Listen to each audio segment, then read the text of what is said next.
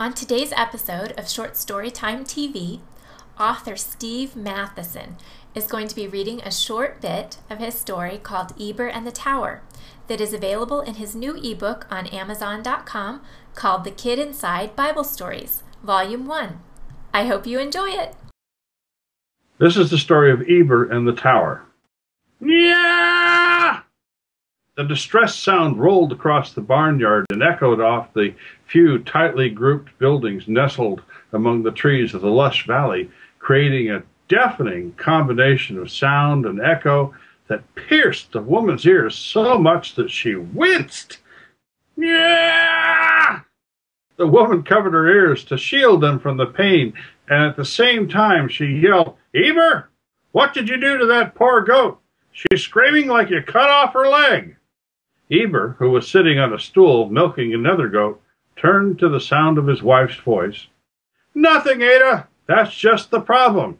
She needs to be milked, and I haven't gotten to her yet." Ada caught sight of her husband of many years as she walked quickly into the goat pen. "Oh, I'll take care of her then. Where are those sons of ours? Aren't they supposed to be taking care of these goats?" "I told them that they could go into the city and see that tower. It seems to have everyone's attention these days. It is getting taller each day, and the boy's curiosity seems to grow with it." Ada gathered up a stool and a pail as she was beginning to milk the anxious goat. "I wish they'd never started building that thing. King Nimrod said he was doing it to show he's more powerful than God. That is an insult to the Lord," Ada said. "I know, and I agree," said Eber. "When we first settled here, there was no one else around. But gradually, over the years, more and more people have come to stay. Even more have shown up just to see that tower and to help with the work on it. Somehow I don't think that is what the Lord intended when he told great-grandfather Noah to be fruitful, multiply, and fill the earth. We've been doing the first two all right, but forgetting the third." Joktan was running, urging his older brother to keep up. "Come on, Peleg.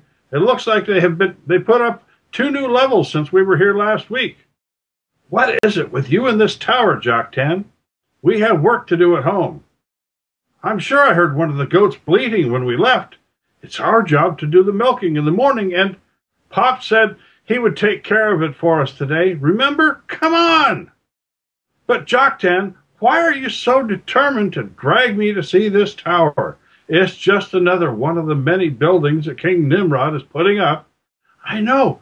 It's just so big, especially sitting on top of that hill. I've never seen anything so big in all my life."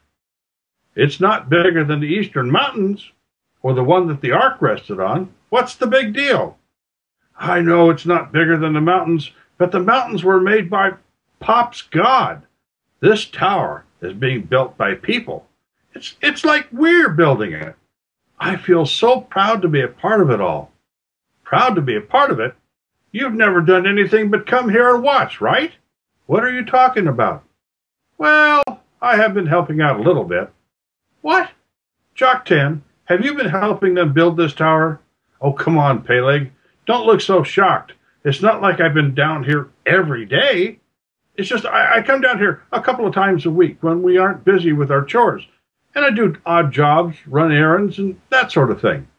The men working on the tower have been really nice to me. Look, they're hoisting up another load of bricks for the next level. Let's go see if we can help." Joktan took off running toward the construction site to look for the foreman. Quickly, he was shaking hands with an older man and began gesturing toward Peleg. Peleg slowly walked toward the tower with his eyes on the work that was going on at the top.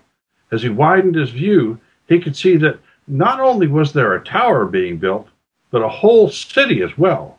There were many buildings, tall buildings, and a palace for King Nimrod. The city was teeming with people, all busy rushing to and fro. What he didn't see was a load of recently fired bricks someone was hoisting from the kiln area with a crane, headed right for his head. Joktan saw what was about to happen to his brother. He shouted a warning to him. "Peleg, look out!" And then he ran as fast as he could toward him and executed the best flying tackle in the history of the world up to that point. He hit Peleg so hard the two of them went tumbling head over heels together, and about 10 yards ended up in a jumbled pile of heads, arms, and legs. What on earth did you do that for, Jock-Tan? Just about got your head knocked off by a load of bricks, older brother. Now pay attention to what's going on around you. Thanks. I guess I got distracted by the tower. I never noticed all the men working up there before. There must be hundreds of them. They look like ants to begin with, and you two troublemakers are going to get squished like ants if you don't get it out of here. The two boys turned around at the sound of the voice to see a very large man standing over them. Jock-Tan recognized him as the construction boss, Laban. He had the foreman standing with him. Both men looked very upset. But we were going to work for you today, Jock-Tan sputtered. Well, you may have thought you were, but we can't afford any more accidents around here. There are some people in this valley that don't want the king to have this tower built. We don't want to give them any cause to try to stall this project. So you two little boys head on home and don't come back. Do you hear me? Peleg wasn't sure what to say, but Jock-Tan jumped up and said, Wait a minute. You can't kick me out. My father's an elder of this town. Look, kid, the construction boss said, leaning directly into Jock-Tan's face. We have a lot of work to get done before the king comes to inspect our progress. And we don't need two troublemakers in the way. Now, get out of here and don't come back. Jock-Tan became angry, and even as Peleg was pulling him away from the two men, he shouted over his shoulder, Our father was one of the original settlers in this valley, and he won't take it lightly for you to treat us this way. You'll hear from us again. The construction boss laughed and said, Sure, little boys, you go home, tell your daddy. The two men laughed heartily as they turned toward the construction site and walked away.